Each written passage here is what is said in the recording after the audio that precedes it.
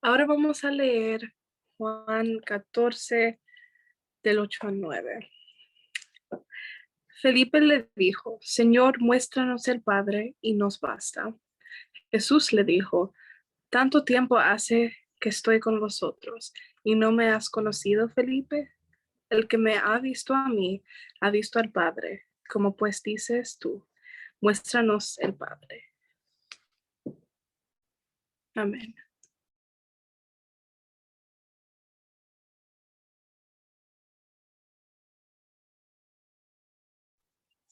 Después de esta palabra, de la lectura de la palabra de Dios, vamos a tener una palabra de oración para ponernos en contacto con el cielo. Cerramos nuestros ojos para hablar con Dios. Padre bueno y misericordioso que estás en las alturas de los cielos, te agradecemos por este sábado especial que nos das cada semana. Te agradecemos por este oasis semanal. Te agradecemos porque en ti nos permites descansar, mantener en contacto contigo, dispuestos a alabar y glorificar tu nombre. Visítanos en esta hora. Ponemos esta programación especial en tus manos y ponemos la actividad que nos tenemos en este momento en tus santas manos también, oh Dios. Acompáñanos a cada uno de los que estamos aquí presentes. Visítanos en nuestros hogares. Visita a nuestros familiares donde quiera que estén. Acompáñenles, oh Dios, y permite que ellos puedan sentir este oasis semanal al igual que nosotros. Gracias, oh Dios, por tu infinita misericordia y por tu oportunidad que nos das de estar cerca de ti en esta hora. En el nombre de Jesús pedimos, agradecemos. Amén, Señor. Amén.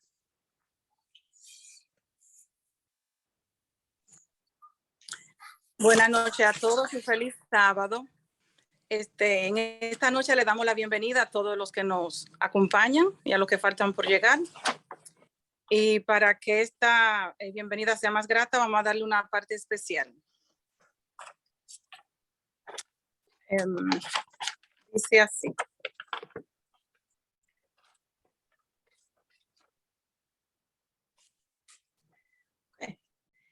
Volví a Jesús con mis penas y Él me libró de cadenas. Volví con el rostro entre manos, levantó mi cabeza, quitó mi pecado. Volví como cada mañana, confiada porque sé que me ama y Él con su manto perfecto quitará mis defectos, por eso volví. Mi Jesús, mi Salvador, mi devoción es solo tuya. Mi Jesús, mi Salvador, a ti te entrego hoy el corazón. Volví a Jesús con mi llanto y Él me secó con su manto. Volví con la frente inclinada, levantó mi cabeza, quitó mi pecado. Volví como cada mañana, confiada porque sé que me ama y Él con su manto perfecto quitará mis defectos, por eso volví. Mi Jesús, mi Salvador, mi devoción es solo tuya. Mi Jesús, mi Salvador, a ti te entrego hoy el corazón. Mi Jesús, mi Salvador, mi devoción es solo tuya. Mi Jesús, mi Salvador, a ti te entrego hoy el corazón. A ti te entrego hoy el corazón. Amén. Amén. Amén. Gloria a Dios, mi Jesús, mi Salvador. A ti te entrego hoy el corazón. Con nuestros corazones preparados, después de tan hermosa parte especial, ahora vamos a tener la parte central de esta noche, que está a cargo de nuestro hermano Tony Acosta. El título de la disertación de esta noche es Los dos montes.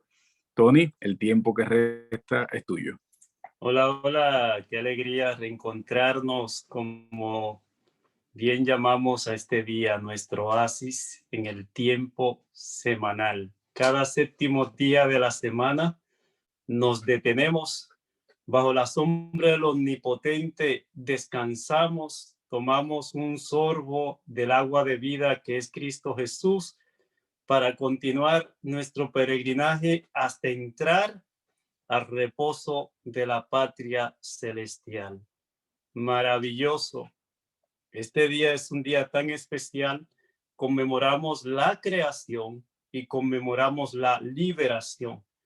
Son las dos razones que da la Biblia para guardar el sábado. Éxodo 20 dice que Dios es creador, pero en Deuteronomio 5, cuando se repite la ley, dice que Dios es libertador. O sea, la razón que da Deuteronomio es a guardar el sábado porque Dios lo sacó de la esclavitud de Egipto, pero la razón que da Éxodo es guardar el sábado porque Dios nos creó.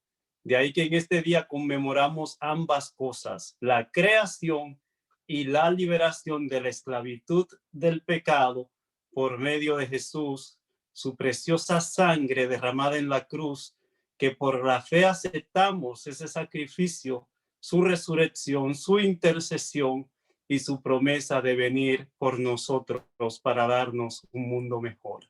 Un feliz sábado para todos mis amados. Por ahí vi a Lady, una amiga de la iglesia en New Jersey, donde estuve compartiendo a fin de año. Ahí veo a Ávila, veo a unos cuantos, ahí está la hermana Alexandra, está Virmenia, Keila, Arodis, Candy. Es un problema porque ahora voy a tener que mencionar todos los nombres. Bueno, está todos.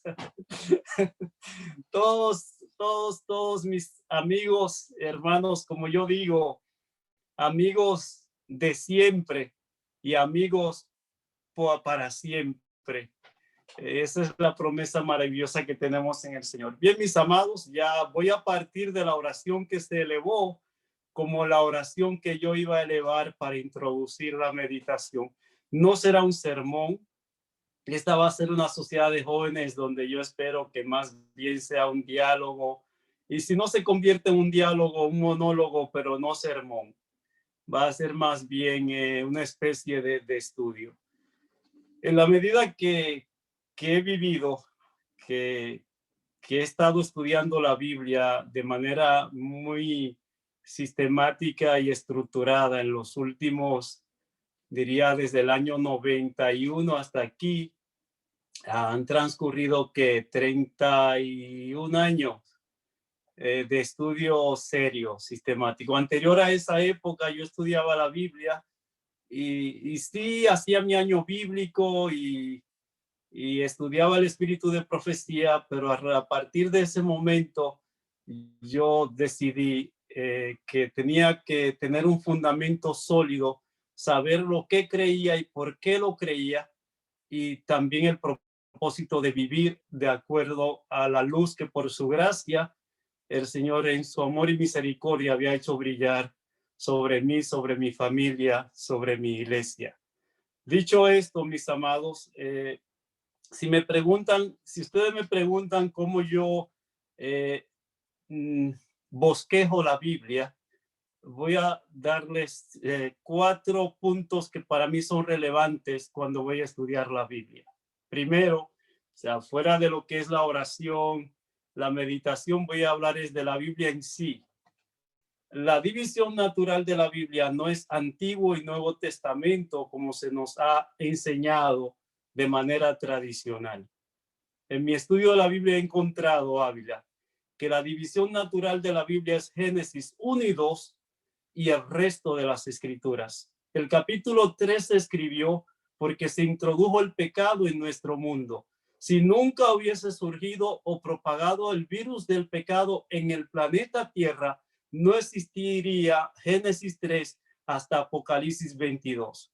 De ahí que la división natural es Génesis 1 y 2 con el plan original y eterno de Dios, y Génesis 3 donde se introduce el pecado y se revela todo un plan maravilloso de rescate y se desarrolla todo este conflicto con un desenlace que el Apocalipsis dice que Jesús será el vencedor y que los que estemos con él seremos vencedores con él y nos sentaremos con él en su trono, todos aquellos que por su gracia hayamos aceptado en fe su maravilloso plan.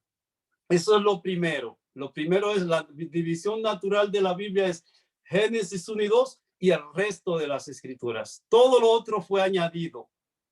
Para que me entiendan un poquito más, las profecías son añadiduras. De hecho, 1 Corintios 11 dice que las profecías acabarán, la ciencia acabará, pero que hay algo que no fue añadido y por lo tanto nunca dejará de ser, que hay algo que no tuvo origen ni tendrá final, que es el amor. El amor no tuvo principio porque Dios es eterno. Y si Dios no tuvo origen, el amor tampoco. O sea que el amor siempre ha existido y como Dios no tendrá un final, el amor nunca dejará de ser. Pero las profecías iniciaron con Génesis 3:15, la primera profecía mesiánica, y concluirán cuando, concluido el milenio y traída la tierra nueva y cielo nuevo como parte de nuestra heredad eternal, ya ahí no habrá más profecía que calcular ni que tomar en cuenta. Será lo último, el cierre de la historia terrena. Voy a explicarlo de una manera más sencilla.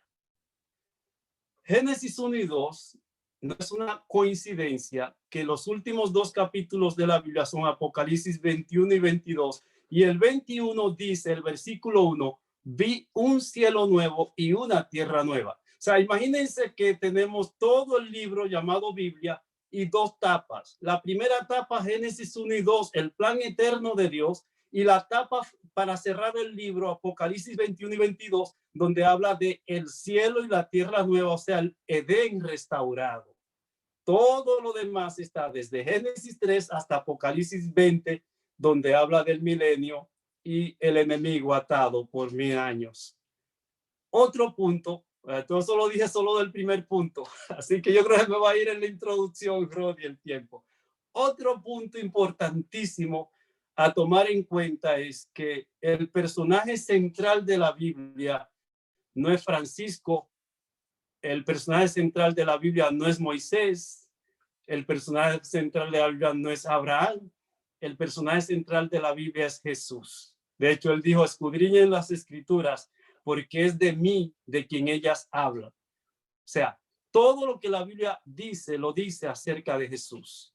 Y esto es importante tenerlo en cuenta porque cuando se nos dice que todo tema debe ser cristocéntrico, se refiere a que todo tema debe girar en torno a la vida, obra, persona de Jesús. No importa qué historia sea, no importa qué profecía sea, su clímax, su desenlace, su final tiene que aterrizar en la persona de Jesús, porque él es el personaje central de las escrituras. No Francisco allá en Roma, no ningún líder político.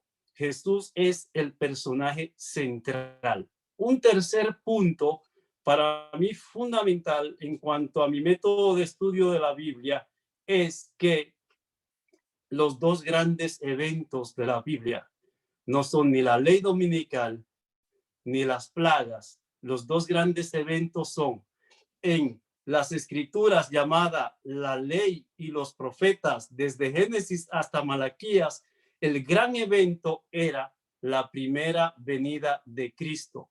Y desde Mateo hasta Apocalipsis, el gran evento no es la ley dominical, no son las plagas, no es el cierre del tiempo de gracia. El gran evento es la segunda venida de Cristo con poder y gloria. De ahí que los demás son eventos secundarios que señalan el evento, pero el evento es la venida de Cristo. Vuelvo y digo, antes de, en la ley y los profetas, como le llama la Biblia, a todas las escrituras existentes hasta que Jesús llegó, Jesús era el personaje. Por eso dice la ley y los profetas eran hasta Juan.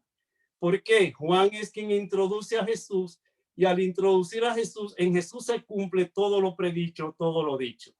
Otro punto importante en ese contexto es que la síntesis perfecta de la Biblia. Si usted me dice a mí, resuma la Biblia en 2 oraciones. Mire, interesante, porque después que uno lleva, Rodi, 40 años estudiando la Biblia, y estudia y tire página y lee aquí, lee allí, y le dicen, dígamelo en 2 oraciones, todo lo que la Biblia dice, se lo voy a decir. Jesús lo dijo: amor a Dios con todo el corazón, con todo el alma y toda la mente. Y la otra oración es: ame al prójimo como a sí mismo. O sea, la Biblia se resume en amor a Dios y amor al prójimo. Si mi estudio de la Biblia no me lleva a una relación más íntima y estrecha y auténtica con Dios, y a una relación con mi prójimo como Dios manda, entonces estoy leyendo mal e interpretando mal. Podría ser un monstruo intelectual, pero no un hombre o una mujer de Dios. Y esto es importante porque aún Daniel y Apocalipsis tienen como propósito acercarnos más a Dios y acercarnos al prójimo de una manera redentiva. Si mi conocimiento, si tu conocimiento de la palabra profética no tiene ese efecto, no da ese fruto, estamos leyendo mal y estamos interpretando mal.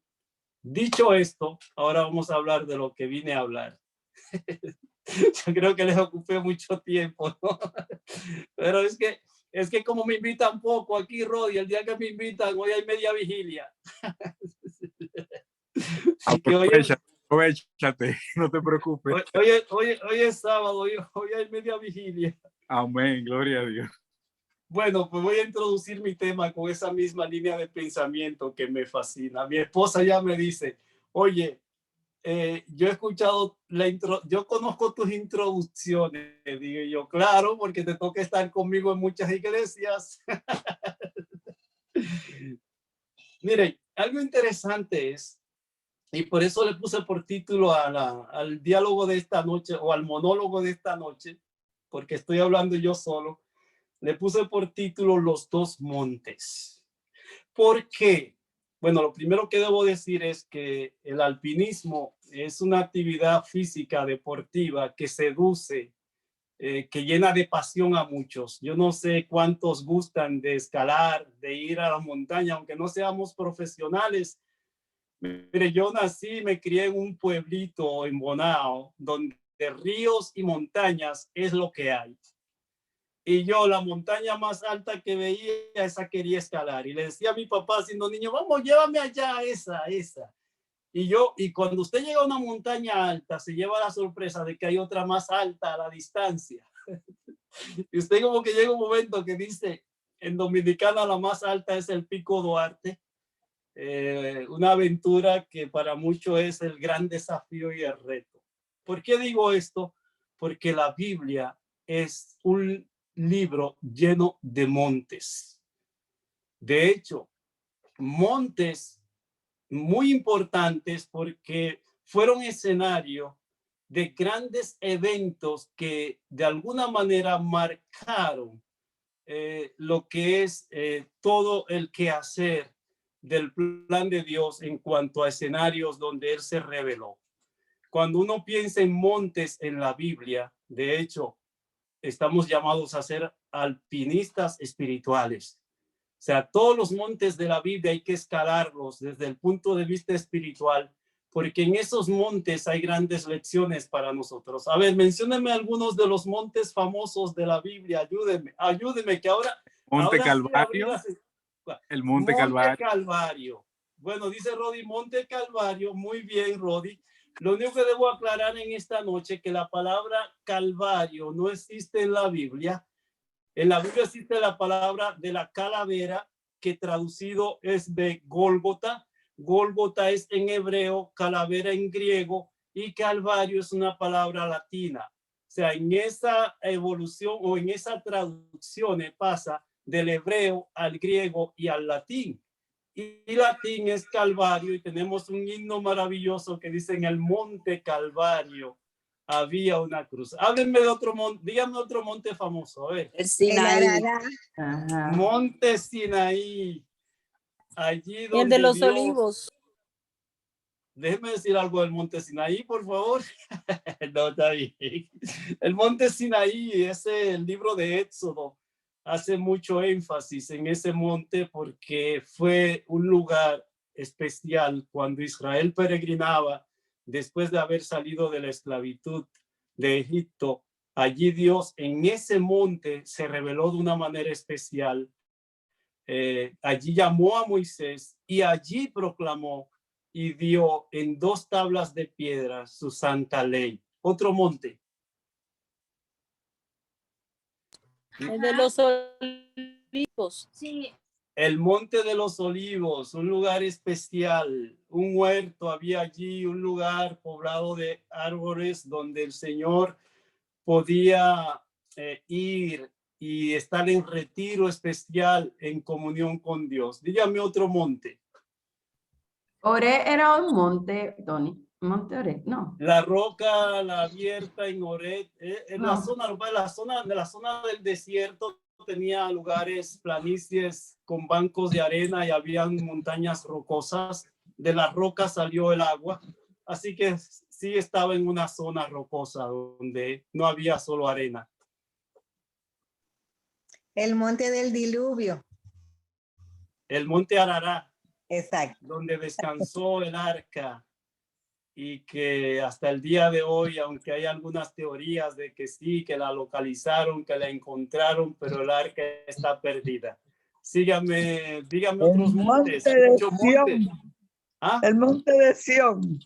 El monte de Sión, que ha venido a ser un símbolo de un lugar geográfico donde espiritualmente se ubica la presencia de Dios y el trono de Dios cuando habla de esta tierra. De hecho, la Biblia dice que quién subirá al monte de Jehová y quién estará en el lugar de su santidad. En esta noche, una de las cosas que quiero decirles es que hay una respuesta bíblica a quién subirá al monte de Jehová, y es el que haya subido al monte Calvario y desde el monte Calvario haya obedecido lo que se proclamó en el monte Sinaí.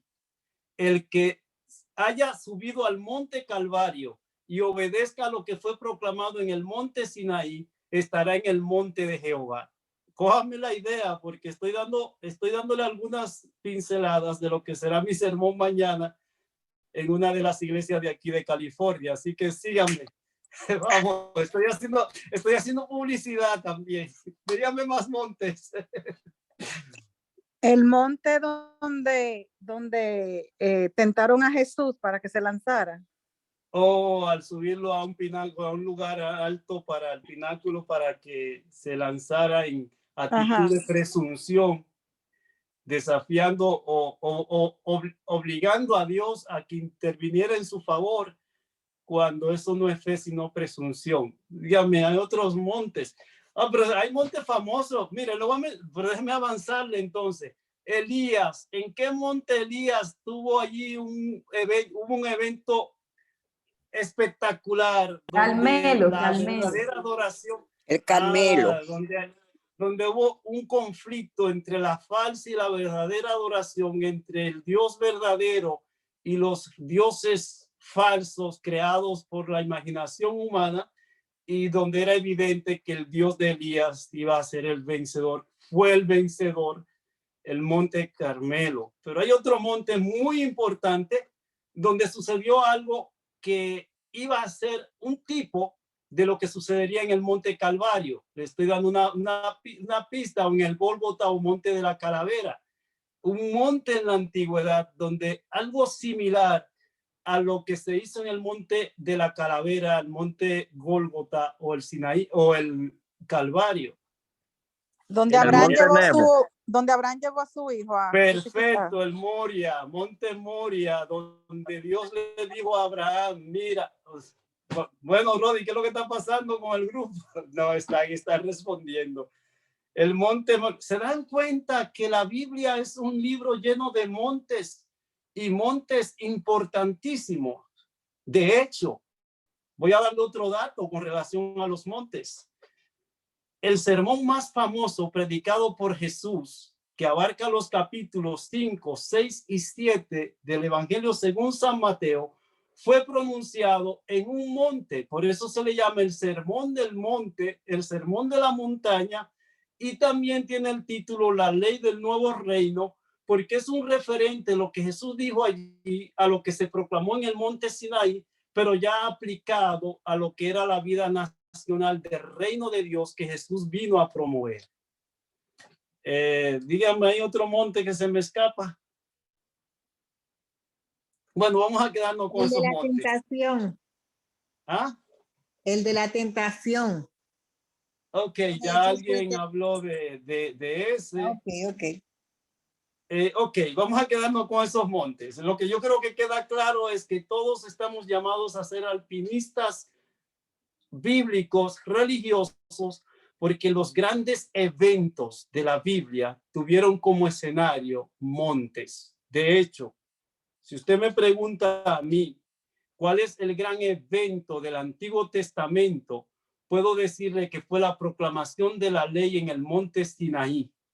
Y si me pregunta cuál fue el gran evento en el Nuevo Testamento, le digo que fue la muerte de Jesús allí en la cruz del Calvario. O sea, los dos eventos, tanto de las escrituras antiguas como la de las escrituras del Nuevo Testamento, tuvieron como escenario montes. Por eso le puse en esta noche como título Los dos montes, porque no quiero hablar de todos, solo quiero hablar del Sinaí y del Calvario, delimitando los demás montes. Vayan conmigo en la Biblia. En la Biblia, en Éxodo capítulo 19, Éxodo capítulo 19,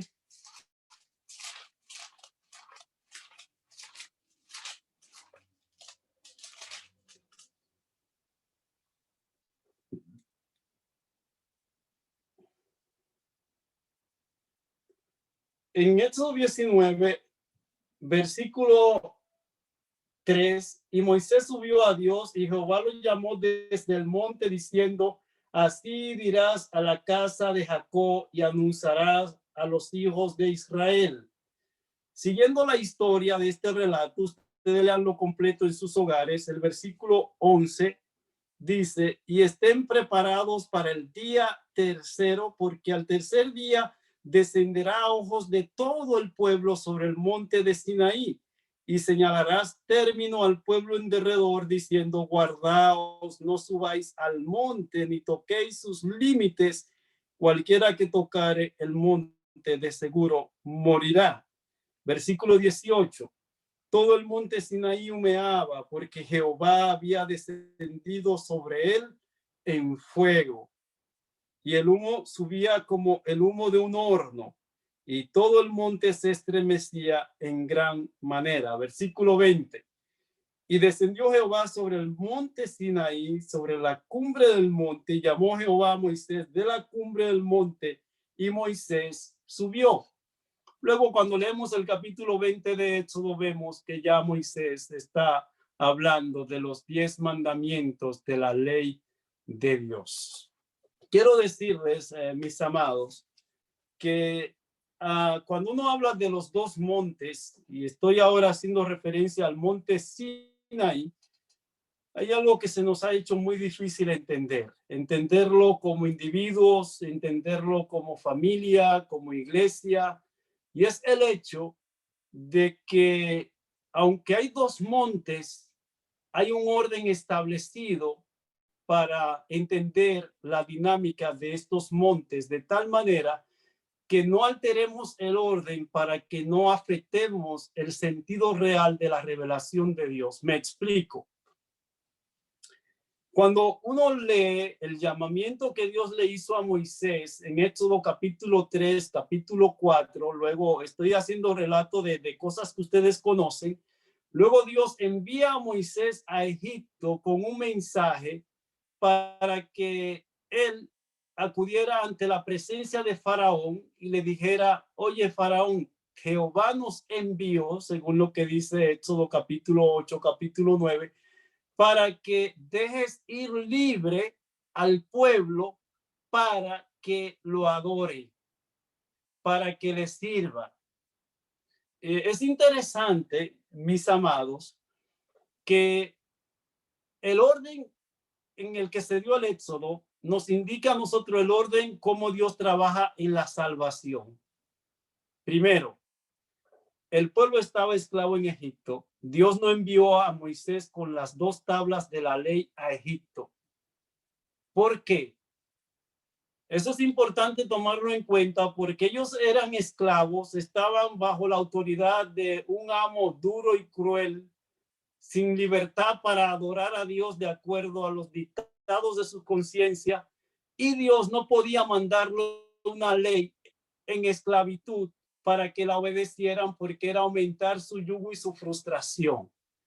Lo primero que Dios hace es darle la libertad, no darle la ley.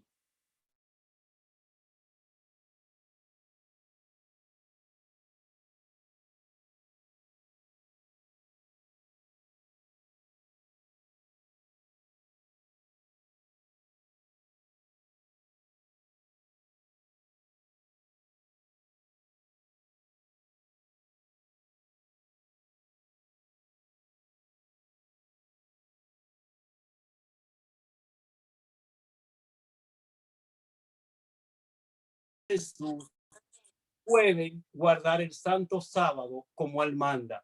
Ningún esclavo puede hacerlo.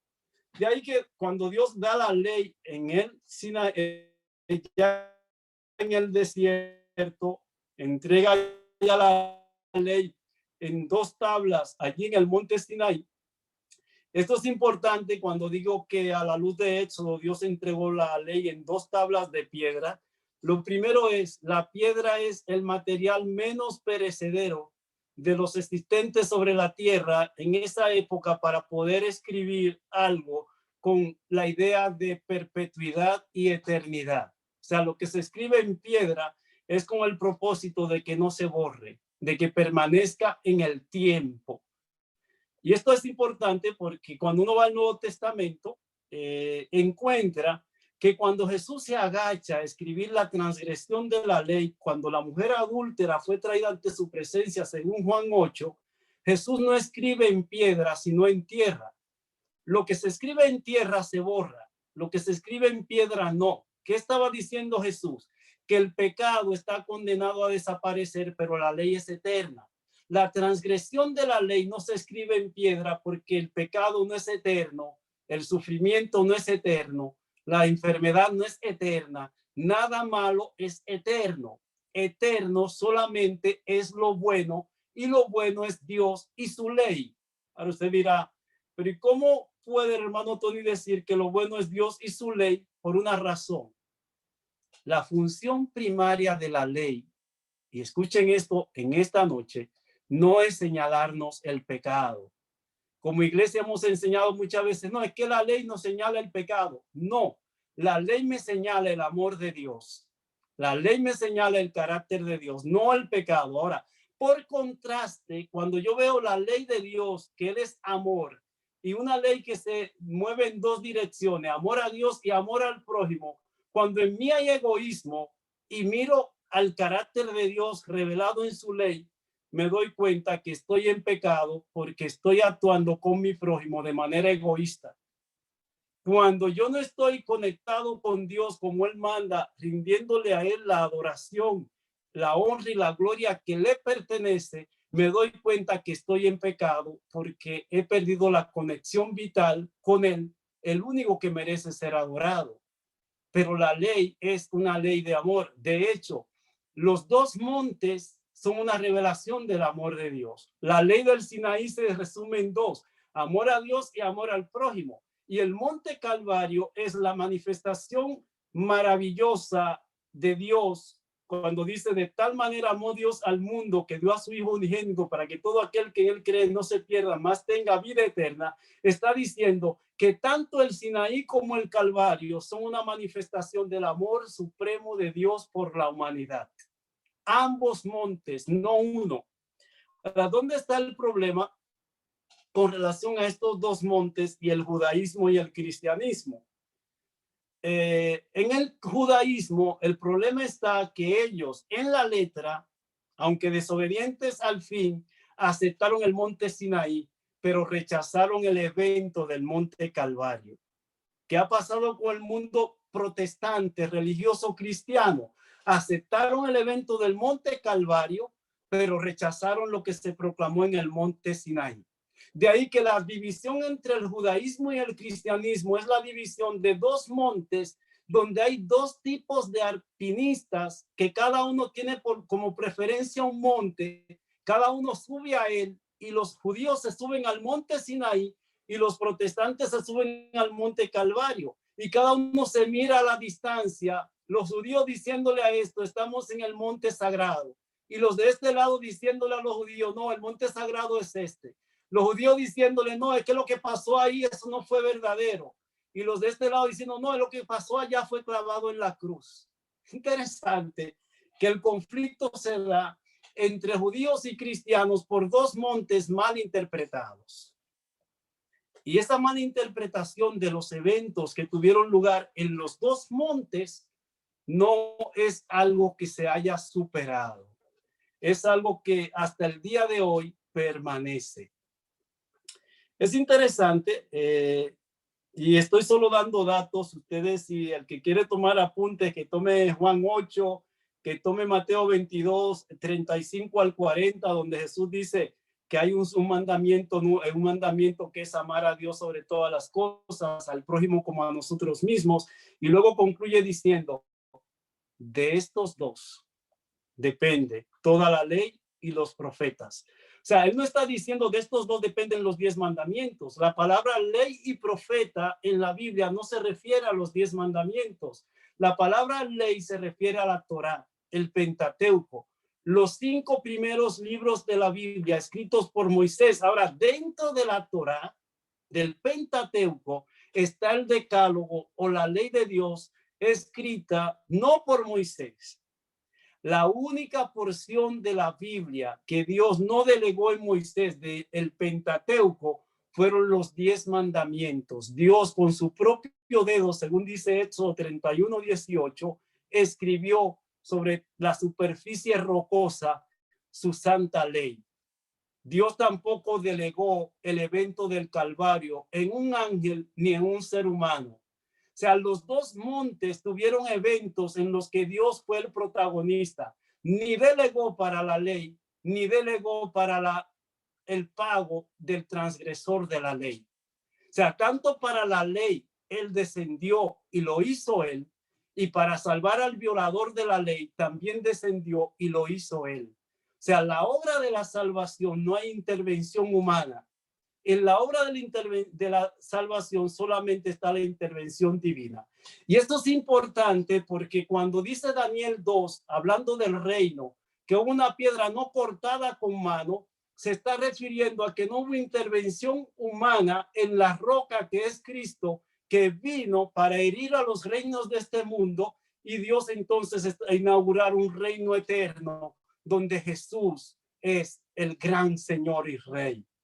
O sea, es interesante que la Biblia en su lenguaje nos da tantas referencias para que no erremos en cuanto a la manera de interpretarla. Dicho esto, con relación a los dos montes, es importante, hermanos, que entendamos que el adventismo del séptimo día, la iglesia a la que pertenecemos, fue traída a la existencia. ¿Saben para qué y por qué? Porque Dios quien usó a los judíos en una etapa mientras ellos permitieron ser usados como instrumentos.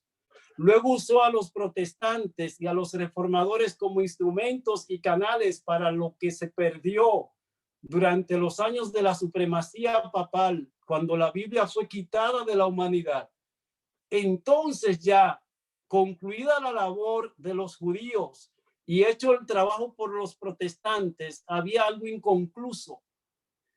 Había una reforma que debía ser completada, y Dios trae a la existencia a la iglesia adventista para que los dos montes ocuparan su lugar. Trae a la existencia a la iglesia adventista para que lo que se proclamó en el monte Sinaí, que es una ley de amor, amor a Dios y amor al prójimo, no se proclamara como clavado en la cruz. Ahora, ¿qué fue lo que Jesús clavó en la cruz? Jesús lo que clavó en la cruz fue el acta de los decretos que nos era contraria y que decía que yo debía morir eternamente porque era un transgresor de la ley. Jesús clavó en la cruz no la ley, sino la sentencia que había para los transgresores de la ley.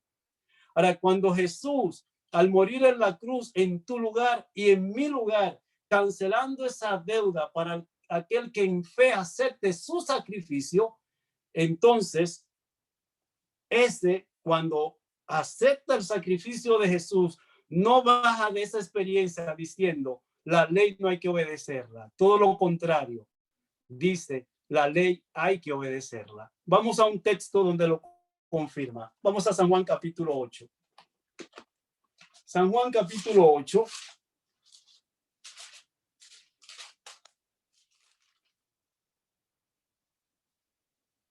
San Juan 8 es un relato extraordinario. Se lo recomiendo, no lo lean solo como, ay, la mujer que fue traída ante la presencia de Jesús y Jesús con amor la perdonó. Allí están los dos montes. Allí está la ley y está la gracia. Allí está la sentencia, pero también está el perdón. En Juan capítulo 8, en el relato de la mujer que fue sorprendida, según dice la introducción al texto, no era un chisme de barrio. Dice ahí que fue infragante y con la mano en la masa. Así que merecía morir según la ley. Ahora, el versículo 5 dice, en la ley nos mandó Moisés a apedrear a tales mujeres. Tú pues, ¿qué dices? Mas esto decían, versículo 6, tentándole para poder acusarle. ¿Por qué querían? Porque era una trampa. Porque si Jesús la condenaba, iban a acusar a Jesús ante Roma de usurpar el poder romano, porque los judíos no podían condenar a nadie a la muerte porque eran colonia de Roma y ellos, subordinados a Roma, no podían dar sentencia de muerte a nadie. Así, si Jesús la condenaba, iban a decirle a los romanos, apareció ahí un impostor que no respeta la autoridad de Roma. Si Jesús la excusaba, lo iban a acusar con los líderes de la nación judía diciendo que Jesús no respetaba la ley proclamada en el Sinaí. Así que a Jesús le trajeron esta trampa humana para ver si lo podían condenar. ¿Cómo Jesús manejó la crisis? ¿Cómo manejó el conflicto? Versículo 6. Más esto decían tentándole para poder acusarle, pero Jesús, inclinando hacia el suelo, escribía en tierra con ¿qué cosa? Emmanuel, Dios con nosotros. Jesús, el verbo hecho carne, aquel que fue hecho un poco menor que los ángeles, aquel, según dice Filipenses 2, que aún siendo como Dios no tuvo como el aferrarse a Dios, como el quedarse en esa condición de Dios, como algo donde debía permanecer, sino que se despojó y se hizo siervo. Ese Jesús, Dios con nosotros, usa su dedo. Ese que estaba allí cuando en el Sinaí estaba siendo escrita la ley de Dios, ahora está allí cuando es violada la ley de Dios. El mismo Dios que estuvo en el monte Sinaí, ahora está allí agachado escribiendo con su dedo, no en piedra, sino sobre tierra. Versículo 7. Y como insistieron en preguntarle, se enderezó y les dijo, ¿qué fue lo que él les dijo? El que de vosotros esté sin qué, sin pecado, que sea el primero en arrojar la piedra contra ella. Yo me imagino aquellos hombres empezaron a leer y al leer allí dijeron, ese soy yo. Al leer allí dijeron, oh, pero yo merezco morir como esta mujer, yo soy peor que ella. Y uno a uno empezaron a irse. Miren qué pasó luego, versículo 8, inclinándose de nuevo hacia el suelo, siguió escribiendo en tierra, pero ellos, al oír esto, acusados por su propia conciencia, salían uno a uno, comenzando desde los más viejos hasta los postreros, y quedó solo Jesús y la mujer que estaba en medio de él. En medio. Es interesante que tomemos en cuenta un detalle. Un día tú y yo estaremos solos ante el tribunal de Cristo, sin papá, sin mamá, sin el pastor. Ante el tribunal de Cristo, ninguna persona acudirá con un abogado humano que lo defienda, ni con un demonio que lo acuse. Ante la presencia de Dios estaremos solos, sin nadie más. Tú estarás solo. La salvación es individual. No nos salvamos en grupo. Si bien es cierto que cuando alguien cree y es fiel, hay una promesa de que a través de ese la familia puede conocer y ser salvo, la salvación es individual, la evaluación es individual y la sentencia es individual. Y como iglesia también. No nos salvamos en grupo. El infiel será dejado. El infiel será rechazado. El fiel Dios lo introducirá en su granero celestial cuando venga la cosecha. O sea, esta mujer estaba sola ante la presencia de Jesús. Miren qué hizo Jesús en el versículo 10. Enderezándose Jesús y no viendo a nadie, sino a la mujer, le dijo, mujer, ¿dónde están los que te acusaban? ¿Ninguno te condenó? Ella dijo, ninguno, Señor. Entonces Jesús le dijo, ni yo te condeno. ¿Y qué agregó? Vete y sigue cometiendo adulterio. No, el perdón, la gracia divina no es una licencia para pecar. La gracia divina no se nos otorga para que creamos que la ley ha perdido su valor o su solemnidad o su rigurosidad. No, el perdón no es para licencia para violar la ley. Él le dijo, vete, pero no peques más. Tengo buenas noticias en esta noche. Todo lo que Jesús te pida, todo lo que Jesús me pida va acompañado de un poder para obedecer. Jesús nunca nos pedirá nada que no podamos hacer. Cuando Él dice, vete y no peques más, está diciendo la victoria sobre el pecado es posible. Cuando Jesús dice, vete y no peques más, está diciendo, con mi poder tú puedes obedecer.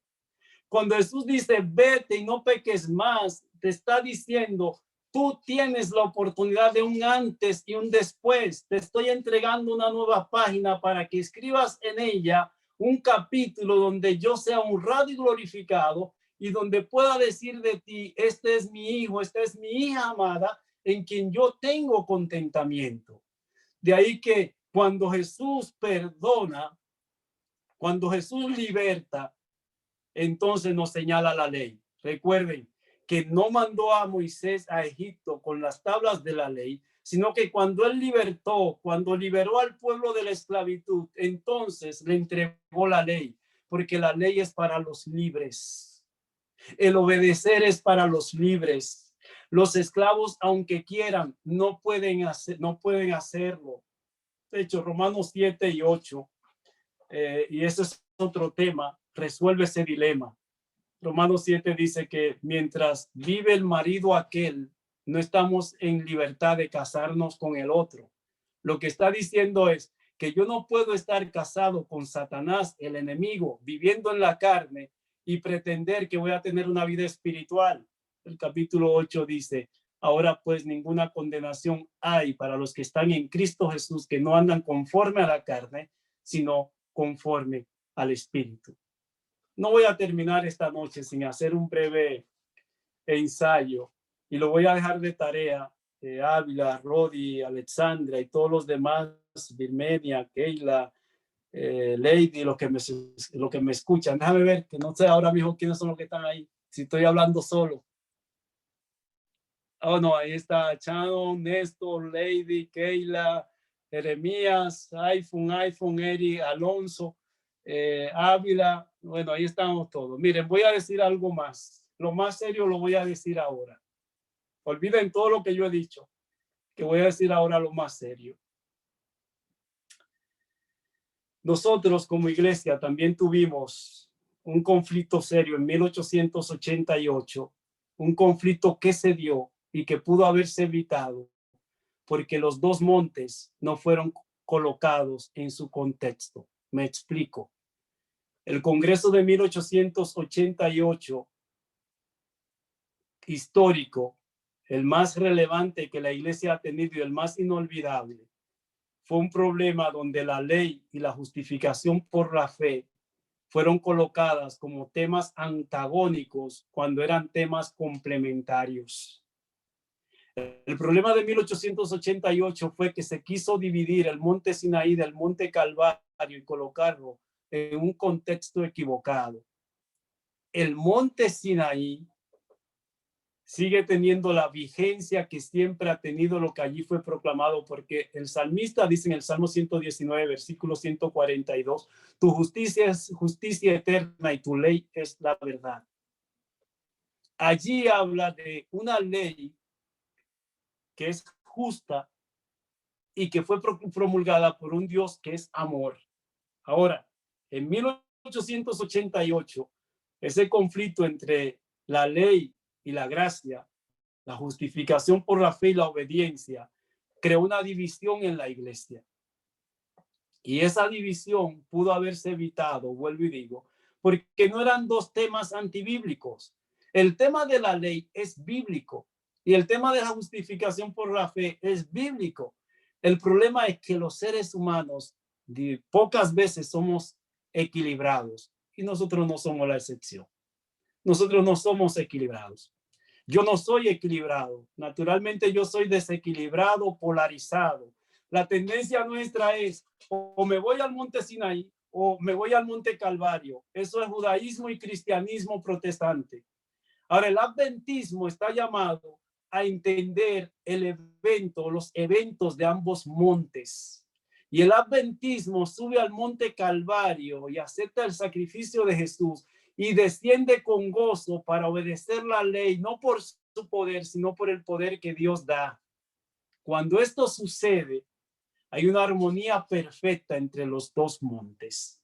A partir de 1888 hasta hoy, la iglesia ha estado polarizada y dividida entre una justificación por la fe a veces más evangélica que adventista, hablando en el contexto de la interpretación, o a veces una posición muy judaica que nos hace más legalistas que cristianos equilibrados. ¿Cuál es el llamado? El llamado es que con el poder de Dios podamos mantener ese perfecto equilibrio. Aún, y lo voy a decir con mucho respeto, aún Lutero se equivocó. Porque Lutero, al aceptar el monte Calvario y la justificación por la fe, cuando leyó a Santiago, como Santiago habla de la fe y las obras, Lutero llegó a una conclusión, que la carta de Santiago no merecía un lugar en la Biblia, porque Santiago estaba equivocado. Miren, Lutero llegó a la conclusión de que Santiago, ¿por qué? Porque para Lutero era solamente el monte Calvario, justificación por la fe sin la ley. Entonces Santiago dice, la fe sin obra es muerta. Santiago dice, tú no puedes decir que tiene a Cristo en el corazón cuando desobedece la ley. Santiago dice, tú no puedes decir que tienes fe si no obra. Y tú no puedes decir que las obras te van a salvar. Santiago coloca en su verdadero contexto la relación existente entre una cosa y la otra. El problema está en que fácilmente nosotros aceptamos las dos, Rodi, pero la colocamos en orden equivocado. ¿Cuál? Primero la obediencia y después la entrega. No, eso es imposible. Es primero la entrega del corazón a Él y con la entrega del corazón a Jesús, Él me impartirá el poder para obedecer. Cuando yo trato de obedecer sin que se respete ese orden, me vuelvo fariseo legalista. Ahora, cuando mi obediencia es fruto de mi conexión con Él, con el que fue muerto allí en la cruz del Calvario, cuando mi obediencia es el resultado de una respuesta de mi amor hacia Él, que me amó primero cuando yo era su enemigo, cuando mi obediencia es una respuesta a ese imán irresistible del amor supremo de Dios, revelado en el Sinaí con los 10 mandamientos y expresado en el Calvario con la muerte de Jesús por la violación de los mandamientos, cuando ese es el resultado, entonces mi experiencia es auténtica y es genuina. Eso lo dejo como introducción a los 2 montes. Y quisiera, mis hermanos, que mantengamos ese perfecto equilibrio. De la iglesia adventista no necesitamos movernos, ni a un lado ni al otro. Estamos en la iglesia verdadera, pero lamentablemente a veces nuestra experiencia es equivocada. No es un cambio de iglesia lo que necesitamos es un cambio de corazón. Y el cambio de corazón solamente lo puede efectuar Dios a través de la obra de su Santo Espíritu y mirando a Jesús, el Cordero de Dios, que quita los pecados del mundo. Dicho esto, en el clímax de mi reflexión debo decir que antes de recibir la ley en el desierto, el gran evento fue la Pascua, cuando estaban para salir de Egipto. Y la Pascua, dice el apóstol Juan en el capítulo 1, versículo 29, nuestra Pascua, que es Cristo, fue crucificada. O sea, la Pascua, el Cordero de Dios. Recuerden, cuando Juan introduce a Jesús en el escenario y lo ve a la distancia, dice, he aquí el Cordero de Dios que quita los pecados del mundo. No he aquí el Cordero de Dios que quitará la ley que señala el pecado, sino el pecado que es resultado de transgredir la ley. Jesús murió porque la ley no podía ser quitada. Mire, en estos días tuve que estudiar mucho historia americana, Rodi, y este país ha recibido 27 enmiendas. La Constitución tiene 27 cambios o añadiduras en 27 ocasiones diferentes. 27 veces la enmienda a la Constitución de Estados Unidos, la ley ha sido cambiada. 27 veces, o se le agrega o se le añade. El decálogo, la ley de Dios, ni una enmienda. En 4000 años casi de haberse proclamado en el Sinaí, ni una enmienda. ¿Por qué? Es una ley perfecta. Es una ley que cuando uno la ve en su verdadero contexto, amor a Dios, amor al prójimo. Cuando yo la veo, amor a Dios y amor al prójimo, no hay nada que sugiera una enmienda a la Constitución del gobierno de Dios. Y no hay nada que sugiera un cambio doctrinal en el compendio de la Iglesia Adventista del Séptimo Día. Podremos tener experiencias equivocadas, pero nuestra doctrina es correcta. Podemos tener experiencias que no armonicen con la luz recibida, pero la luz que por su gracia Dios ha hecho brillar a través de la Biblia y el espíritu de profecía es algo correcto. Creo 100% en la Biblia, creo 100% en el espíritu de profecía. Y lo que le pido al Señor es que me ayude a vivir de acuerdo a la luz por su gracia recibida. Y es mi deseo para ti también, que el Señor nos guarde. Gloria a Dios. Amén. Amén. La palabra es clara. Nos dice, si me amáis, guardad mi mandamiento. Es por amor, no es por nada más. Esos 2 montes se pueden unir solamente por amor. Por amor. Gloria a Dios, gloria a Dios. Nuestra hermana tiene una parte especial en el cual quiere alabar y glorificar a nuestro Dios en esta hora. Cami, adelante.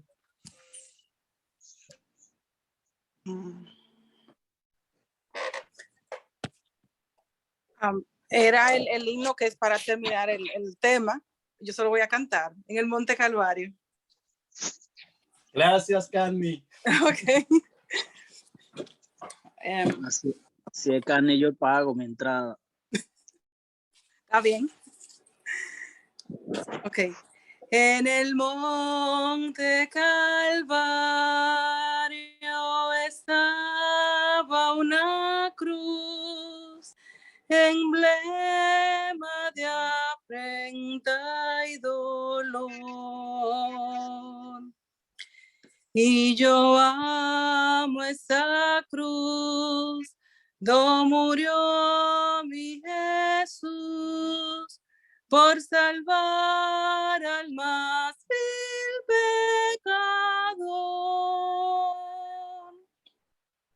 Oh, yo siempre amaré esta cruz. En sus triunfos mi gloria será. Y algún día en vez de una cruz, mi corona Jesús me dará.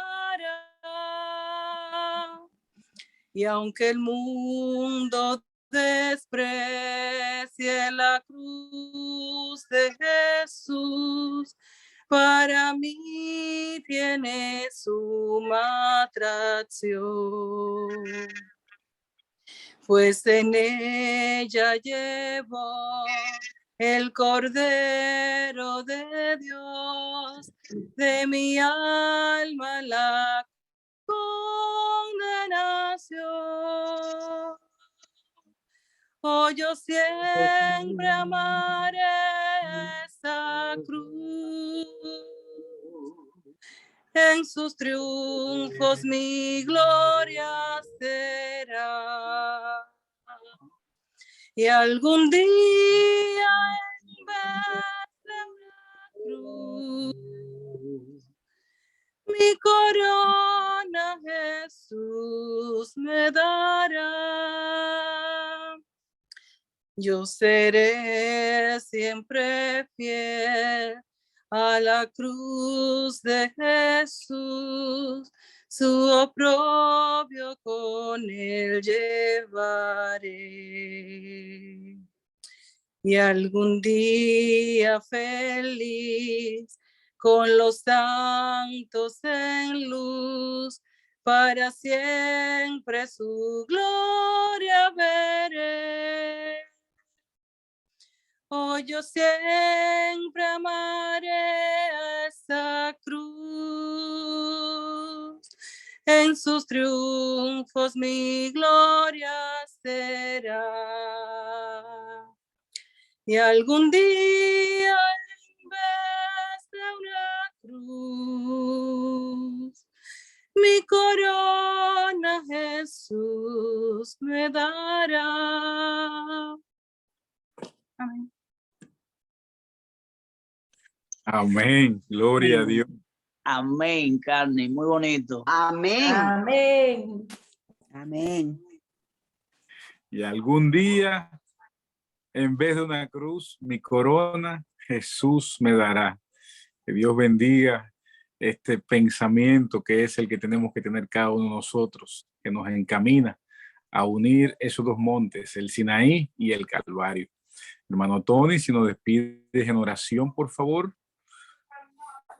Déjame repetir la frase. El mundo religioso judeo-cristiano está dividido entre legalistas y abolicionistas. Los judíos aceptan la ley, pero rechazan a Jesús.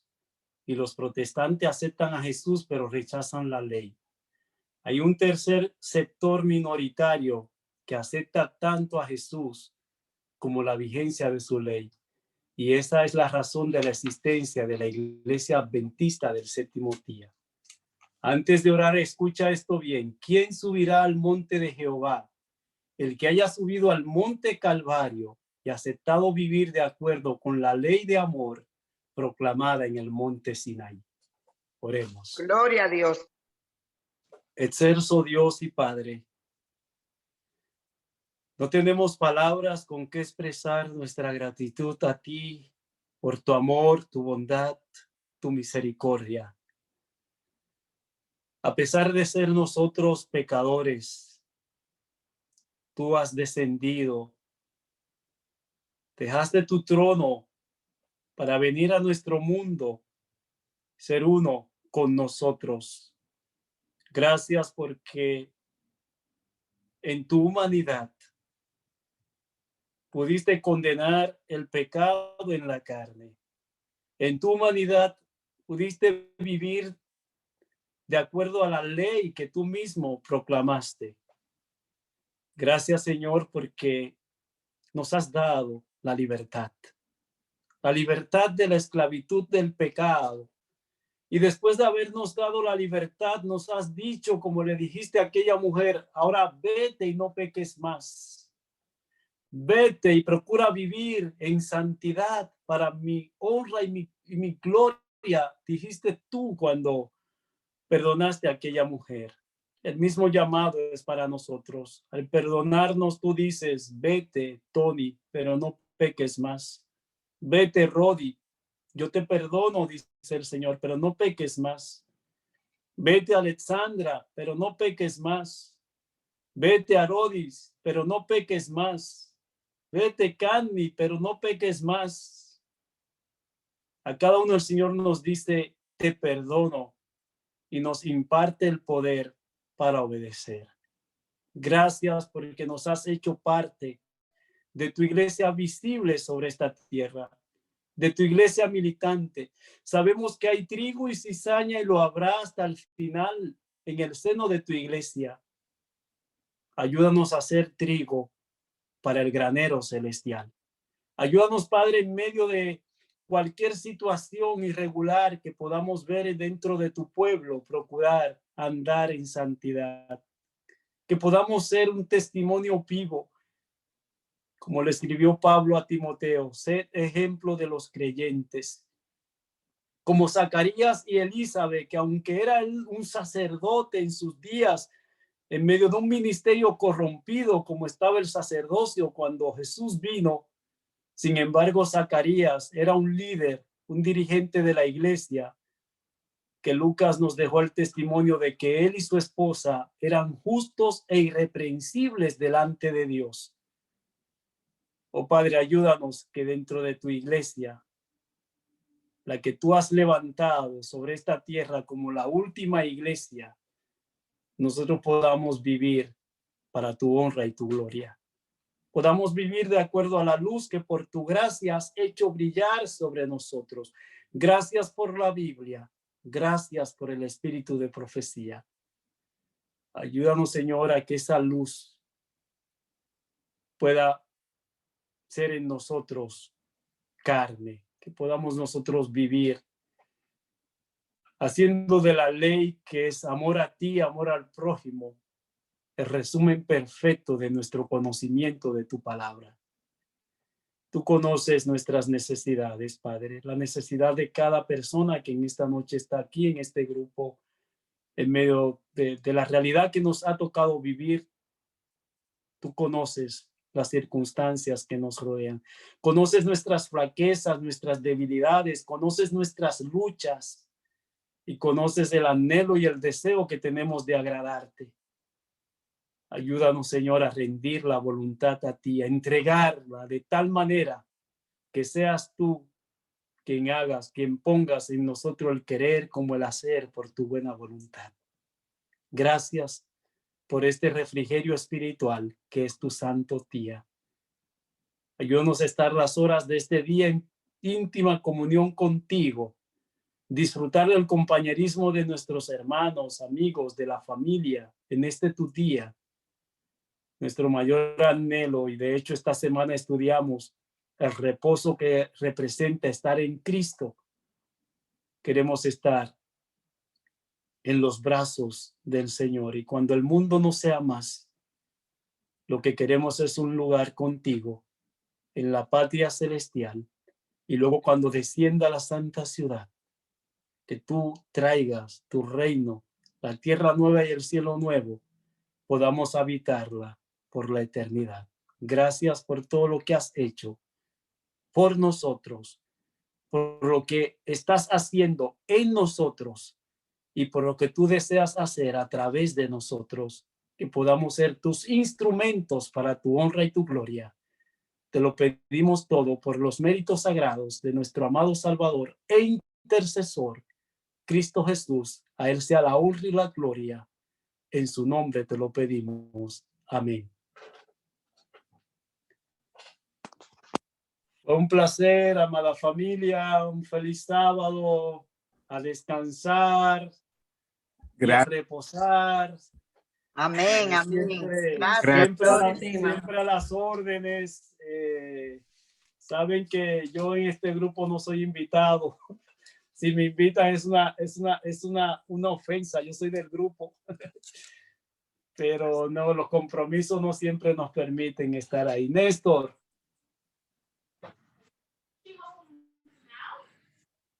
Que Dios te bendiga, hermano. Gracias por haber consentido con el Señor para tener esta palabra especial para nosotros.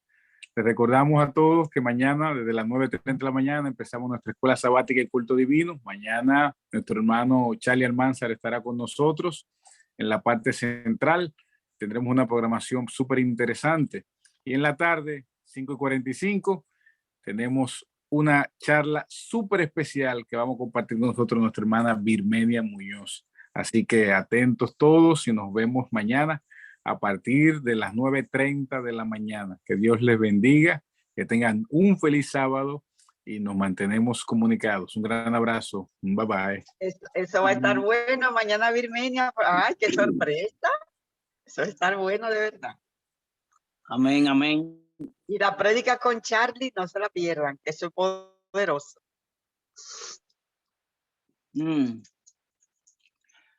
Tony, gracias. Fue de mucho agrado esa prédica. Me gustó, me encantó muchísimo y sé que de mucha utilidad en mi vida. Amén. En toda la vida de todos nosotros, hermano. Fue muy palabra de Dios para nosotros, muy, muy importante. Traga, Néstor, tranquilo, no te preocupes. Traga, tranquilo. Te voy a decir que no hable duro. Néstor. Carni, ¿te das cuenta que Néstor fue que se encaramó en el palo? Eso es lo que le voy a preguntar. ¿Eres tú el que está en el palo encaramado o qué? Porque aquí hay una disputa que si es Rafaelito, para mí que es Rafaelito. Pero dice Félix que eres tú. Era yo. ¿Y qué tú hacías ahí, hombre de Dios? ¿Qué tú hacías ahí? Entonces, ¿Qué se te perdió? Me creía una parábola.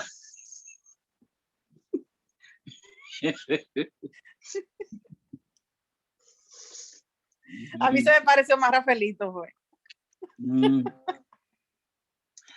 Tú sabes que Rafaelito nos parecíamos un poco mucho en eso.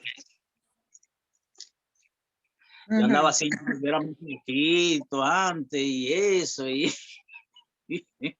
siempre andaba vestido de huecao, conquistador, andando para todas partes, hasta en el se andaba con la bota. Pues yo creo que era más Rafaelito porque está muy desaparecido. Parece que no se ha querido bajar de ese palo.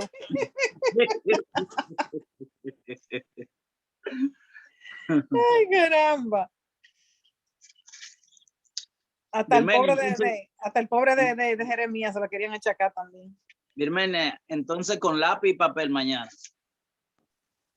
Ya lo sabe, con lápiz y papel y con la mente positiva, 100%.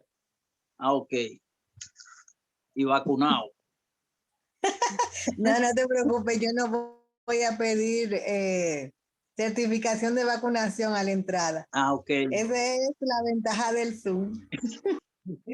Sí.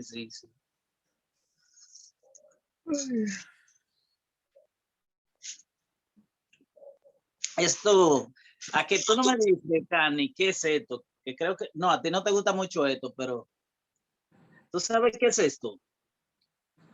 Si tú el ves color que rojo. ¿Eh? El color rojo. No, mamey. De fresco de uva.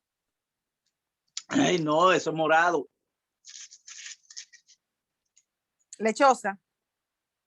Ay, Dios mío, Cani, ¿qué tú tienes que casi adivina? O melón. Ay, Dios mío. Casi. ¿Y qué entonces? ante el casi. Esto es... Zapote. Ay, Dios mío, Dulce, tú como que casi lo tenías en la mente. Sí. Ay, mi madre. Con ese casi no llegamos. No, nos Ay. quedamos toditos a mitad del camino entonces. Y una cosa que yo sé que hasta Armenia ha comido de eso, que casi no le gusta. Chinola. No.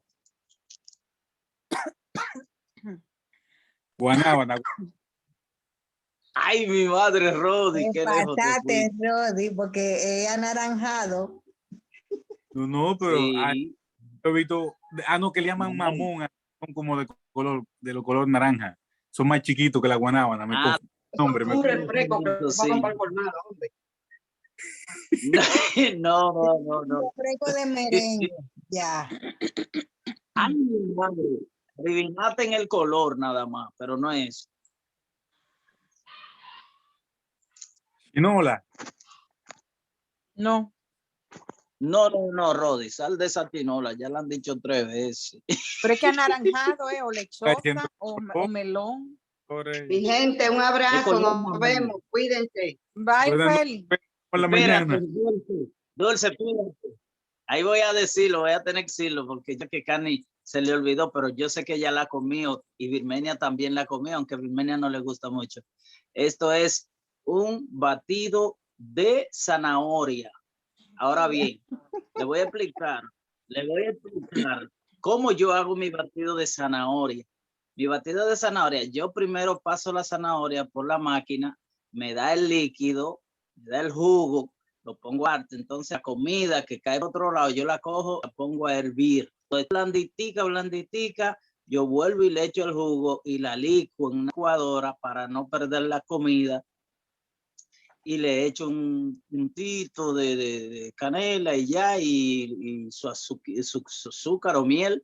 Y queda rico como esos batidos y no se pierde la comida.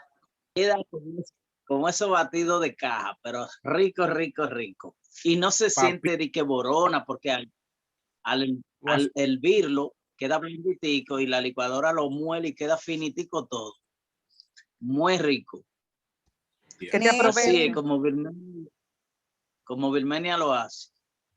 Cagni, pero es que él va a tener que darme la receta o invitarnos a todos nosotros a beber ese jugo rico, porque que yo recuerde, la zanahoria no es nada rica.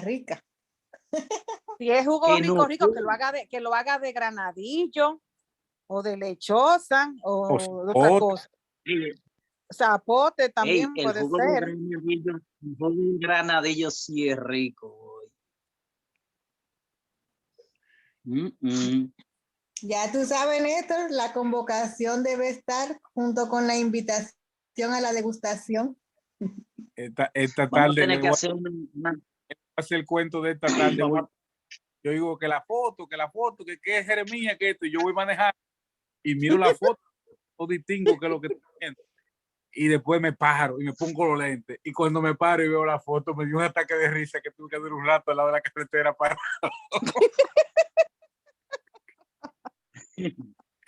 Ya, y después dije que no, que Rafaelito, que Neto, Ese pero Rafaelito.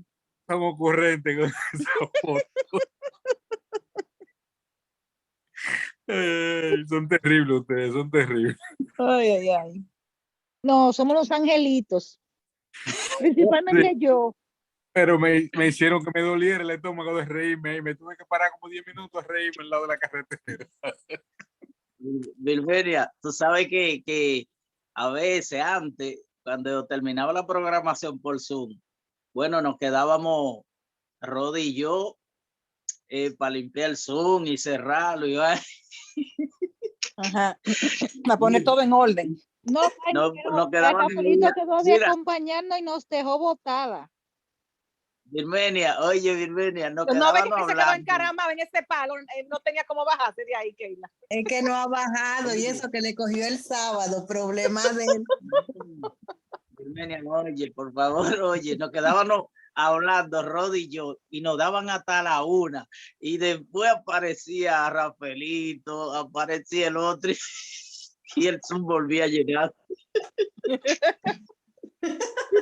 Pero Rafaelito se mandaba y dije que no íbamos a acompañar a Kenny y a mí para dejar en la casa y él se desaparecía, todavía está desaparecido así. Es más, a mí que no se ha bajado el palo, Cani, tú tienes razón. Que tiene que estar encaramado ahí. Hoy lo vi yo en Facebook que actualizó su foto, digo yo, y todo el mundo, oh, apareciste.